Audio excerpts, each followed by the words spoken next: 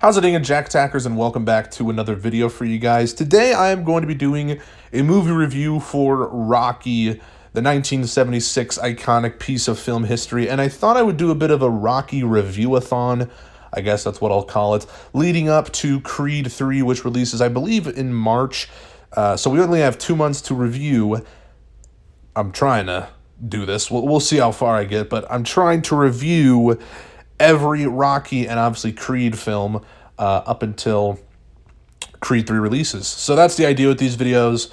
I expect some other Rocky reviews and whatnot. So all the way from this movie to Creed 2, and then eventually Creed 3. When I see that in March, I'll review that as well.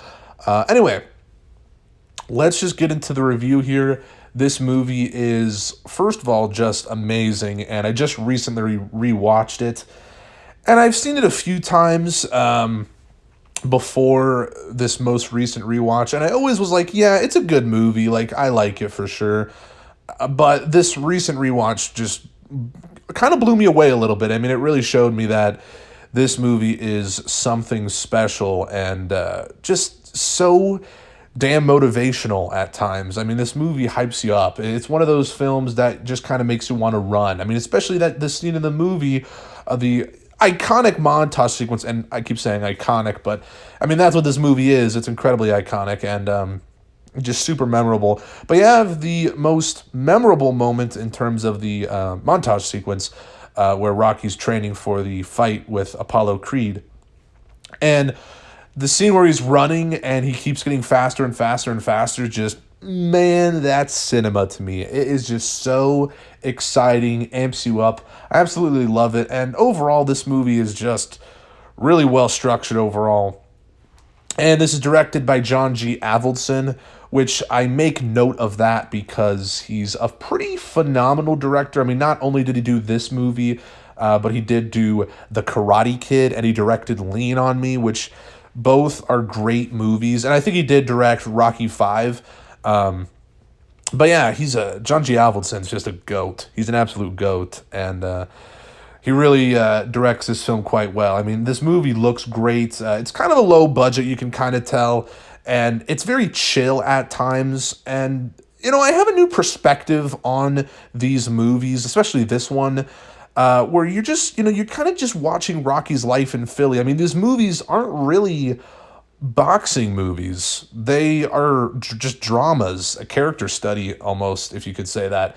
And definitely it's more lighthearted, but I think it is mostly categorized as a drama, this movie. And maybe some of the other sequels, I don't know for sure. I'd have to check again, but especially this one, and especially because it feels more like a one-off movie. It kind of feels like a film that doesn't really need a sequel, but we'll get to the sequels later with those reviews. I like some of the sequels. I don't think they're quite bad at all. But this movie, you could definitely feel it's a bit more one-off. It felt like maybe they didn't have as many plans for a sequel or any plans whatsoever. And yeah, again, going back to the whole idea that this isn't really a boxing movie, I mean, that's definitely a big part of the film, but the movie's also simply titled Rocky.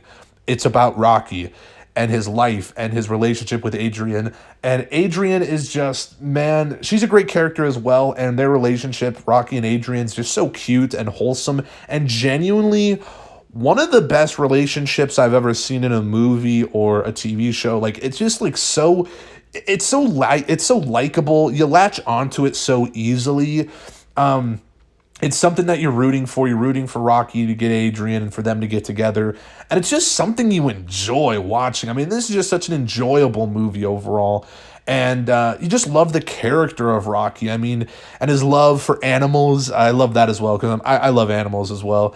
And his turtles, Cuff and Link. And it's amazing stuff. Rocky's such a good guy and one of the best protagonists in film history for sure. He's just great. And just, yeah, again, such a likable guy. He's such a good person. And even though there's some moments where he, like, especially towards the beginning, there's moments where he kind of slips into crime a little bit, but to get money. He threatens to break a guy's thumb, but only because the higher up boss, Tony, tells him to do it. So and he doesn't actually go through with breaking the guy's thumb. You can tell that this guy Rocky is such a morally good person, because he goes back to Tony, and Tony's like, "Why don't you break the guy's thumb?" And he's like, and yeah, Rocky he couldn't go through with it because he's just that good of a guy. And I really love that stuff. I mean, really great. And overall, this movie's cinematography is fantastic. Again, I talked briefly about the low budget feel, kind of how it's going in terms of the overall production.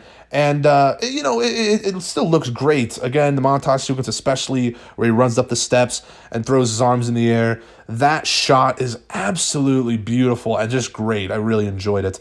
And let's talk about Apollo Creed a little bit, because he's the main antagonist of the film. And upon this rewatch, I really realized Apollo Creed isn't a villain. He's an antagonist for sure, but he's not villainous. I mean, and we'll get into more in like Rocky 2 and stuff, talk more about Apollo Creed and whatever, but he really isn't a bad guy, Apollo Creed. And I guess that's something I kind of forgot about. Again, rewatching this movie, I was like, oh yeah, Apollo Creed is just, another guy who kind of wants to have this event and give someone, really, it's just he wants to put on a show is what the thing is, what Apollo Creed wants to do.